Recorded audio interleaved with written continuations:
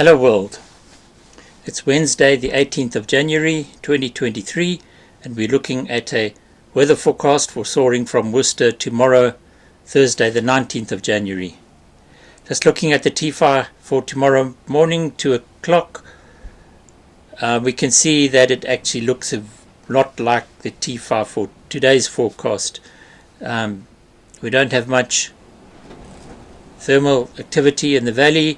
We have this very strong northwester coming in, and it picks up to perhaps 25 knots at low level, then it drops off up to 4,500 feet before picking up again and increasing with height in a typical manner of a wave day.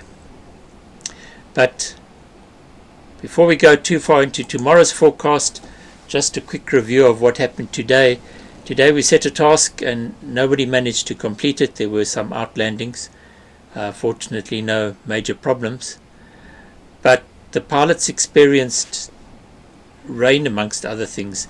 Now what we can see here is the dew point line and the actual temperature line. This is for Porterville for 2 o'clock, get very close, and there's an indication of middle or high level cloud, and in fact this cloud was more extensive than forecast, and it actually started raining from the high level, and that rain managed to make it to the ground, and in the process it wet the glider wings, which upset their performance, and that high level cloud also cut off the sun on the ridges, which combined effect was to kill off all the energy on the ridges and made it impossible for pilots to finish the task.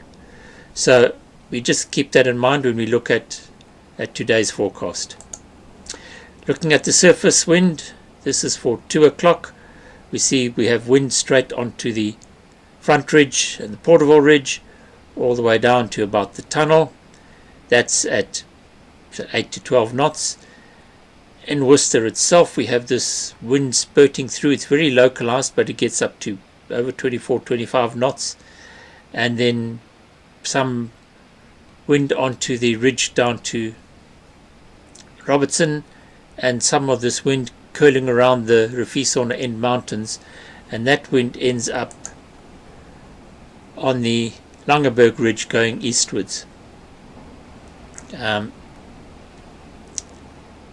the north, around Renosterhoek, we see that we've still got at least 6, perhaps to 10 knots of wind up here. There's some wind onto the Cederberg Mountains, and wind down towards the coast. But if I look at 5 o'clock down at Solari's Pass, it's dead over here. The wind has dropped completely, so that's probably a ridge too far for tomorrow. Still looking alright on the front ridge. It's actually picked up a bit, 10 to 14 knots, and going out to picking up a bit also at Renosterhoek, sort of 8 to 12 knots. It's come round a bit more southerly, as it tends to do on the Porterville Ridge. Going out to the east, we still see that we have this wind onto the Langeberg Mountains, and we can look at that in a bit more detail. Just looking at the cloud base, this is cumulus cloud base, the white puffy stuff that glider pilots like. There is some cloud to the east of us, and if we look we can see that up until Swellendam it's still at 5,500 feet, but further east it drops quite rapidly. At 5 o'clock similar, and into the east we can see the low cloud is nearly reaching Swellendam. Just looking at the height of the critical updraft strength, basically the height of the thermal tops, we can see around, this is 4,400 feet, and that counts for the whole of the Tulbach Valley, Porterville Ridge, Front Ridge. There's a big blue hole over Worcester, and it's looking better to the east, to at least as far as Robertson or Ashton. Zooming out, we can see at Renosterhoek still getting up to nearly 4,000 feet there. Drops off east of Swellendam.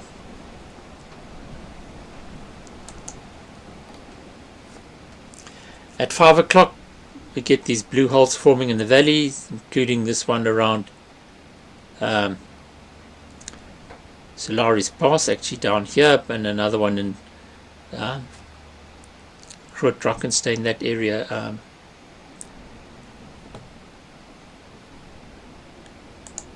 Zooming out, 5 o'clock at Worcesterhoek, we still have looking at 4,000 feet of thermal tops, and a little bit more at Porterville, and down onto the front ridge, perhaps around Wellington or so.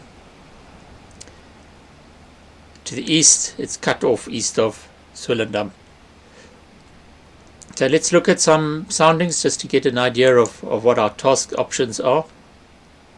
Starting with Tilbach at 2 o'clock, wind straight onto the Witzenberg at just under 10 knots, but still, that'll light it up very nicely, thank you. At 5 o'clock it's still working, although the profile has changed and it's gone a bit more southerly. Witzenberg will still work. Porterville, the wind is quite southerly, but it's thermic up to 4,000 feet. And at 5 o'clock, even a little bit more southerly, dropping off a bit as well, but still thermal to over 4,000 feet. Worcesterhoek, looking alright for 2 o'clock, and even better for 5, although the wind has actually come very southerly here. Worcesterhoek itself will be alright, but some of the ridges leading up to it will be quite close to the ridge. The wind will be quite close to the ridge. Solaris Village, well, we don't want to go there. Clanwilliam, just for the record, looks to be also a bit too low to make going into the Cederberg a good idea. Robertson looks great if you actually want to go east. Still working at 5 o'clock. Swellendam also, but its wind is coming from the southwest side. It's not coming from the southeast, which is not quite the right direction for Swellendam. And then the cloud starts coming in the afternoon, and at Riversdale, well, you don't want to go any further than that. So we have options. I don't know if the east is such a good one, because coming home into that howling wind in the Worcester Valley will be a little bit of a challenge. Otherwise, a task on to Porterville, Worcesterhoek, Front Ridge looks quite plausible for tomorrow. But before we can start a task, we've got to launch the grid. And if we start off with the sounding at 11 o'clock,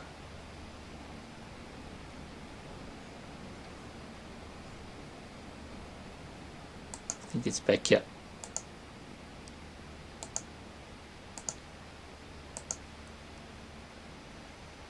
Okay, we look at the pressure cross sections. That's at 3,000 feet at 11 o'clock, and we can see a little bit of lift in the Undertoerskloof and a little bit on Vaihoek. You really don't want to be that low in those parts. Even at 4,000 feet, it's not very much doing at 11 o'clock. By 2 o'clock, well, 3,000 feet is too low. 2 o'clock, 4,500 feet, there's a little bit of an indication.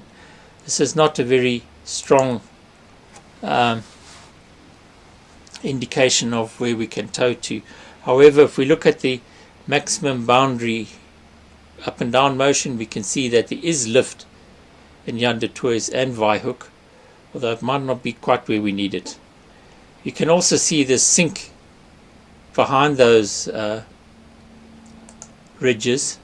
This is 2 o'clock, looking same indication, but beware of that sink when we're tugging. The tug should actually track down the center line of the runway, and either let the glider release and fly into the lift, or if they're not high enough, wait until you're alongside it and actually can see into the beyond the tourist curve or into Vaihook before you turn and cross and fly in. Okay, that's my...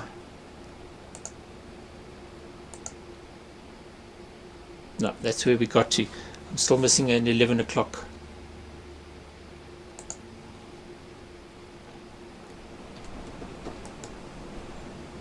T5 which shows that we won't be launching that early in the morning. Good luck for tomorrow. Fly carefully, and I'm glad everyone got home safely today. It'll be an interesting day. The launching looks to be a bit challenging.